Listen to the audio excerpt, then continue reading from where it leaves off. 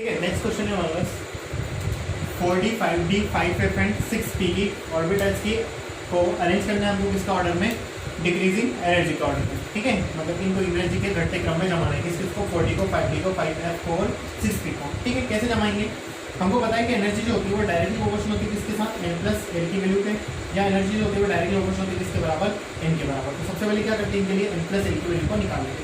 सबसे पहले निकालते हैं हम किसके लिए, 4D के लिए। 4D के लिए n प्लस एल की वैल्यू, n की वैल्यू कितनी है उसके लिए 4, d के लिए एल की वैल्यू कितनी होती है 2, इक्वल टू कितना आ जाएगा हमारे लिए 6। सेकंड है हमारे पास में 5D के लिए निकालेंगे तो 5 के लिए कितना हो जाएगा 5 हो जाएगा, d के लिए कितना रखेंगे इसके लिए 2, तो इक्वल टू कितना आ जाएगा ये 7 आ जाएगा।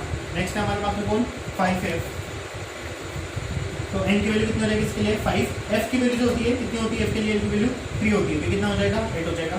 नेक्स्ट है हमारे पास में 6P, ये लिखेंगे सेम 6P के लिए निकालेंगे तो n की वैल्यू कितनी हो जाएगी 6P के लिए कितनी हो जाएगी 1 इक्वल टू कितना हो जाएगा 6 + 1 = 7। ठीक है, तो एनर्जी जो होती है डायरेक्टली प्रोपोर्शनल होगी किसके, n प्लस एल के लिए। n प्लस एल की वैल्यू देखो सबसे ज्यादा किसकी है 5F की है, मतलब कि सबसे ज्यादा एनर्जी जो होगी वो किसकी होगी 5F की होगी। उसके बाद में देखो दोनों वैल्यू बराबर है, इससे कम कौन है 7 है, 7 तो 2 के लिए है, तो जब n प्लस एल की वैल्यू बराबर होती है तो हम किसको देखते हैं, n को देखते हैं। ठीक है, n को देखो दोनों में से जिसकी n की वैल्यू ज्यादा होगी उसकी एनर्जी ज्यादा होगी, किसकी n की वैल्यू ज्यादा है 6P के लिए, तो उससे कम किसकी हो जाएगी 6P की हो जाएगी, उससे कम जो होगा वो कौन हो जाएगा 5P हो जाएगा। ठीक है, अब लास्ट बचा जो सबसे छोटा है वो कौन है 4D, तो कौन आ जाएगा यहाँ पे उससे कम 4D। थोड़ा कौन सा ऑप्शन मैच कर रहे हैं, 5F वाले 2 ही ऑप्शन है पहला, उसके बाद में इसमें भी 6P है, इसमें भी 6P है, उसके बाद में हमारा आएगा 5D, तो आंसर आ जाएगा हमारा ठीक है। ठीक,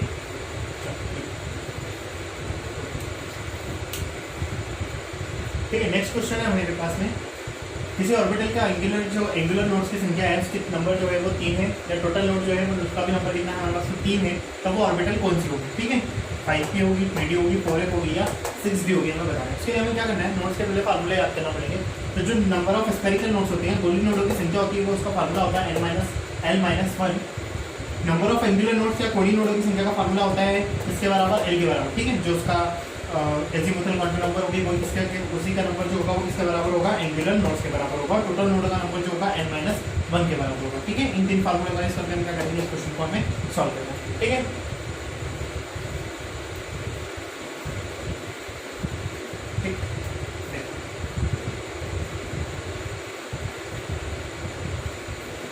पहला हमको बोला है कि हमारे पास में कितनी है 3 एंगुलर नोड्स हैं। एंगुलर नोड जो होता है वो किसके बराबर होता है, एंगुलर नोड्स बराबर होता है किसके, l के बराबर। मतलब कि एंगुलर नोड कितनी हमारे पास में 3 है, मतलब l बराबर कितना है 3, l बराबर 3 किसके लिए होता है बताओ, l बराबर 3 होता है किसके लिए, f के लिए। मतलब जो ऑर्बिटल है कौन सी हमारे पास में f है, बताओ चार ऑप्शन में कौन सा दिख रहा है, c वाला दिख रहा है, मतलब आंसर कौन सा आ जाएगा c। आगे का नंबर भी देख ले 4 कैसे आएगा, टोटल नोडों का नंबर कितना होता है, यहाँ पे कितना लिखा है 3, तो नंबर ऑफ टोटल नोड्स होते हैं n-1। टोटल नोड कितने हमारे पास में 3 is equal to n minus कितना 1, -1 इधर आगे क्या हो जाएगा ऐड हो जाएगा, तो n बराबर कितना आ जाएगा 4, मतलब n की वैल्यू 4 है और n की वैल्यू 3, मतलब कितना आ जाएगा f हो जाएगा। मतलब कि जो हमारे जो कॉन्फ़िगरेशन बनेगा वो हमारे पास में आएगा 4f, तो जब तक कौन सा आ जाएगा c वाला। ठीक है, ठीक है, नेक्स्ट क्वेश्चन हमारे पास में, what is the maximum number of orbitals that can be identified with the following quantum number. ठीक है, तो है क्वांटम नंबर n बराबर 3, l बराबर 1 और m बराबर 0 में हमको बताना है कि कितनी ऑर्बिटल्स प्रेजेंट होंगी या कितने कक्षक उपस्थित होंगे। ध्यान देना का कुछ हमसे नंबर ऑफ ऑर्बिटल्स पूछा है, कौन से क्वांटम नंबर में, n बराबर 3, l = 1 और m = 0 में। ठीक है, तो n बराबर 3 के लिए तो अपन ऐसा लिखेंगे 3, l बराबर 1, इसका मतलब कौन सी बात कर रहा है, ये p की बात कर रहा है, और m बराबर बात कर रहा है वो 0। ठीक है, तो इसको बना के देखते हैं 3p बना लिया, उसमें भी हमसे बात कर रहा है m बराबर 0 वाली पूछ रहा है। वो m बराबर 0 कौन सी होती है, ये वाली होती है, ये होती है -1 और ये होती है +1। बताओ m बराबर 0 वाली कितने ऑर्बिटल्स हमको दिख रही है, सिर्फ एक दिख रही है, इसका मतलब इसका आंसर कितना आएगा 1 आएगा। ठीक है, आंसर इसको कितना आ जाएगा इसका 1। ठीक है, इसका ऑप्शन कैसे थे, ऑप्शन ए था 1, ऑप्शन बी आया था इसका 2, ऑप्शन नंबर सी था इसका 3 और ऑप्शन नंबर डी था इसका 4। ठीक है, तो आंसर कौन सा आएगा इसका ए। ठीक, ये भी एग्जाम में आया होगा 2014। ठीक है, नेक्स्ट क्वेश्चन हमारे पास है, what is the maximum number of electrons present in following quantum number. ठीक है, कौन सा n बराबर 3, l इज इक्वल टू 1 और l इज इक्वल टू -1 के अंदर हमें बताना है कि मैक्सिमम इलेक्ट्रॉन्स कितने प्रेजेंट होंगे। ठीक है, तो इन क्वांटम नंबर्स को हम सिमिलरली लिखते हैं। कौन सा है, n बराबर 3 तो कितना आएगा 3, l बराबर 1 इसका मतलब इसकी बात करना p की, और n बराबर कितना -1। इसको बना के देखते हैं, ये 0 होगा, ये -1 होगा और ये कितना होगा +1 होगा। हमसे पूछ रहा है कि इस -1 वाले बॉक्स में 3p के -1 वाले बॉक्स के अंदर कितने इलेक्ट्रॉन्स प्रेजेंट होंगे। तो बताओ एक बॉक्स में कितने मैक्सिमम इलेक्ट्रॉन्स आ सकते हैं, 2 इलेक्ट्रॉन्स आ सकते हैं। इसका मतलब इसका आंसर कितना आएगा 2 इलेक्ट्रॉन्स। आंसर नंबर आ जाएगा डी। ठीक है, ये भी एग्जाम में आया था 2013। ठीक है, नेक्स्ट क्वेश्चन है हमारे पास में n is equal to 3 and n is equal to 1 में हमें बताना है कि मैक्सिमम नंबर ऑफ इलेक्ट्रॉन्स कितने होंगे। ठीक है, ऑप्शन हमारे पास में 14, 16, 10 एंड 12। ठीक है, तो सभी लोग पहले क्वेश्चन को सॉल्व किया करो, उसके बाद में सॉल्यूशन को देखा करो। ठीक है, तो हम सॉल्व करते हैं इसको। n बराबर 3 और l बराबर 3 और n बराबर कितना लेना है आपको 1 लेना है। ठीक है, अब देखो l की वैल्यू हमको बोल रहा है 3, l की वैल्यू अगर हमको 3 बोल दी मतलब कि किसकी बात कराएंगे 3f की बात कर रहा है। ठीक है, किसकी बात कराएंगे f की बात कर रहा है। f के अंदर जो नंबर ऑफ इलेक्ट्रॉन मैक्सिमम होते हैं वो होते हैं कितने 15 इलेक्ट्रॉन। हमको फार्मूला भी बताएं कितना होता है 2 इंटू में 12 प्लस 1 बराबर होगा। ठीक है, तो l की वैल्यू को अगर हम 3 रखते हैं तो 2 इंटू 3 प्लस कितना आ जाएगा 1 इंटू में कितना लगा देंगे 2, तो 3 टू 6 प्लस 1 कितना 7 टू 14। तो कितने इलेक्ट्रॉन आएंगे 14 इलेक्ट्रॉन आ सकते हैं। तो कौन सा आएगा इसका,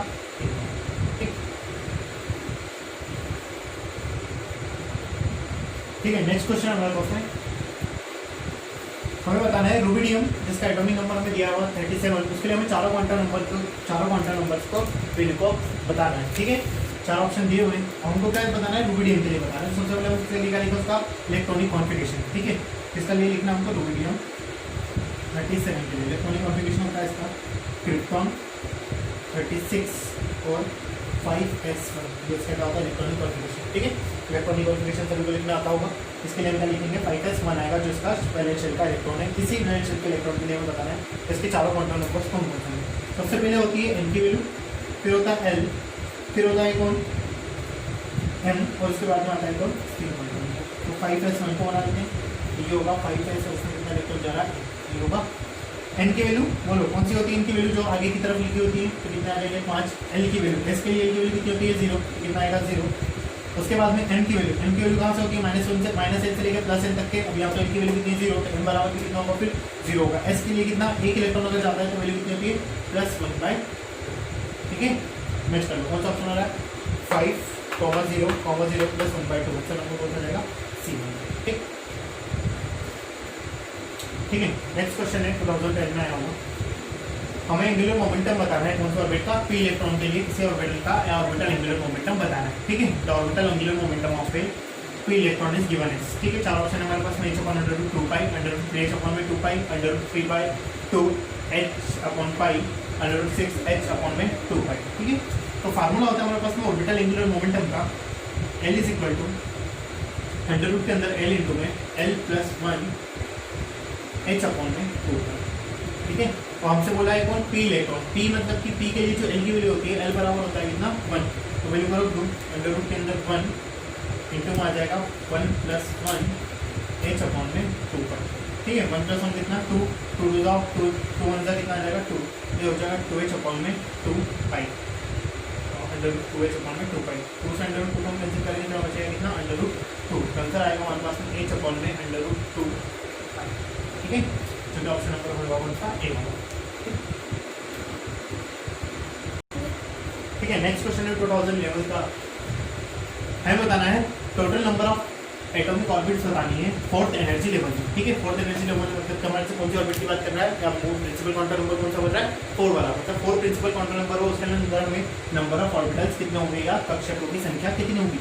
4 के अंदर देखो, 4 के अंदर कौन कौन होता है 4s होता है, 4d होता है, ठीक है, 4p होता है, 4d होता है, और कौन होता है 4f भी होता है। ठीक है, s के अंदर कितने ऑर्बिटल्स होते हैं 2 होते हैं, p के अंदर कितने होते हैं 3 होते हैं, d के पास में कितने होते हैं 5 होते हैं, और f के पास में कितने होते हैं 10 होते हैं, और सॉरी कितने होते हैं 7 होते हैं। इन सभी को जोड़ें तो कितने हो जाएंगे टोटल 7 + 5 12, 13 14 15, और सॉरी s के अंदर कितने होंगे 1 होगा, मतलब कि टोटल को जोड़ेंगे तो 7 और 3 10 + 5 15, तो कितने हो जाएंगे टोटल 16 होते हैं। यह हमारे पास में सीधा फार्मूला भी होता है number of orbitals is equal to होता है n का स्क्वायर, ठीक है। और नंबर ऑफ इलेक्ट्रॉन का फॉर्मूला कितना होता, 2n का स्क्वायर। तो 2 का इंटू इसलिए करते थे कि एक ऑर्बिटल में कितने इलेक्ट्रॉन होते थे, 2 इलेक्ट्रॉन होते हैं। यहाँ पे हमें क्या बताना, सिर्फ ऑर्बिटल से, ऑर्बिटल कितने होते हैं, n का स्क्वायर। कौन सा एनर्जी लेवल बोला हमको, 4, मतलब कि n की वैल्यू कितनी है, 4, 4 का स्क्वायर करेंगे तो कितना आ जाएगा, 16, मतलब आंसर क्या आ जाएगा इसका, T1, ठीक है। ठीक है, नेक्स्ट क्वेश्चन है हमारे पास में 5 क्वेश्चन दिए हुए हैं और सभी के 4 क्वांटम नंबर्स हमारे सामने लिखे हैं, n, l, m और s की वैल्यू, ठीक है। मुख्य क्वांटम संख्या, azimuthal quantum number, magnetic quantum number और स्पिन क्वांटम नंबर। हमको बताना है कि इसमें कौन कौन से क्वांटम नंबर पॉसिबल नहीं है, ठीक है। 4 ऑप्शन हमारे पास में लास्ट में दिए हुए हैं, ठीक है। सबसे पहले वाले में देखते हैं, n की वैल्यू जो 3 है तो क्या s की वैल्यू, l की वैल्यू 0 हो सकती है, हाँ। n की वैल्यू जितनी होती है उससे कम s की वैल्यू हो सकती है, उससे कम l की वैल्यू हो सकती है। मतलब 3 तो इससे कम वाली 2 भी हो सकती है, 1 भी हो सकती है और 0 भी हो सकती है, मतलब कि ये पॉसिबल है। जब l की वैल्यू 0 है तो m की वैल्यू 0 हो सकती है, हाँ। हमको पता है कि l की वैल्यू जो है उसके प्लस और माइनस के बराबर हो सकती है, किसकी वैल्यू, m की वैल्यू। मतलब किसकी वैल्यू अगर 0 है तो m की वैल्यू 0 हो सकती है, इसकी वैल्यू प्लस 1/2 हो सकती है। मतलब ये वाला क्वांटम नंबर क्या है, सही। सेकंड देखते हैं, सेकंड वाले में हमको बोला कि n की वैल्यू अगर 2 है तो l की वैल्यू भी 2, क्या पॉसिबल है, नहीं। हमने बोला कि n की वैल्यू l की वैल्यू के बराबर कभी भी नहीं हो सकती, मतलब ये वाले क्या हो जाएगा, रॉन्ग हो जाएगा, ठीक है। थर्ड वाले में देखो, n की वैल्यू अगर 4 है तो क्या l की वैल्यू 3 हो सकती है, हाँ। उससे कम वाली वैल्यू पॉसिबल है। अगर l की वैल्यू 3 है तो क्या m की वैल्यू -2 हो सकती है, हाँ। क्योंकि उसकी मिनिमम नंबर से लेके मैक्सिमम तक क्या हो सकती है, -3 से लेकर कहाँ तक हो सकती है, +3 तक हो सकती है। मतलब -3, -2, -1, 0, +1, +2 और +3 तक हो सकती है। मतलब कि -2 पॉसिबल है और -1/2 भी पॉसिबल है, मतलब ये वाला करेक्ट है। फोर्थ वाले में देखो, n की वैल्यू अगर 1 हो तो क्या l की वैल्यू 0 हो सकती है, हाँ। l की वैल्यू 0 हो सकती है, n की वैल्यू से कम वाली वैल्यू हो सकती है। लेकिन अगर l की वैल्यू 0 है तो क्या n की वैल्यू उससे ज़्यादा हो सकती है, नहीं हो सकती। अगर l की वैल्यू 0 है तो m की वैल्यू कितनी हो सकती है, -0 से लेकर +0, मतलब कि सिर्फ क्या हो सकती है, 0 ही हो सकती है। मतलब यहाँ वैल्यू कितनी आनी चाहिए थी, 0, मतलब ये वाला भी रॉन्ग है। फिफ्थ वाले में देखो, अगर n की वैल्यू 3 है तो क्या l की वैल्यू 2 हो सकती है, हाँ। n की वैल्यू जितनी उससे कम वाली l की वैल्यू हो सकती है, मतलब 3 से कम वाला कितना, 2, हाँ 2 पॉसिबल है। उसके आगे अगर हम देखें तो अगर इसकी वैल्यू 2 है तो इसकी वैल्यू कौन से कहाँ तक हो सकती है, m की वैल्यू -2 से लेकर +2 तक हो सकती है। लेकिन यहाँ पर वैल्यू क्या दी हुई है, 3 दी हुई है, मतलब +2 तक हो सकती है और 3 तो उससे ज़्यादा हो गया, ऐसा पॉसिबल नहीं है। मतलब ये वाला भी क्या हो जाएगा, रॉन्ग हो जाएगा। मतलब कौन कौन से पॉसिबल नहीं है, सेकंड वाला, फोर्थ वाला और फिफ्थ वाला पॉसिबल नहीं है। कौन सा ऑप्शन है, सेकंड, फोर्थ, फिफ्थ है, बी वाला ऑप्शन, सेकंड, फोर्थ और फिफ्थ वाला। कौन सा जाएगा, ठीक है।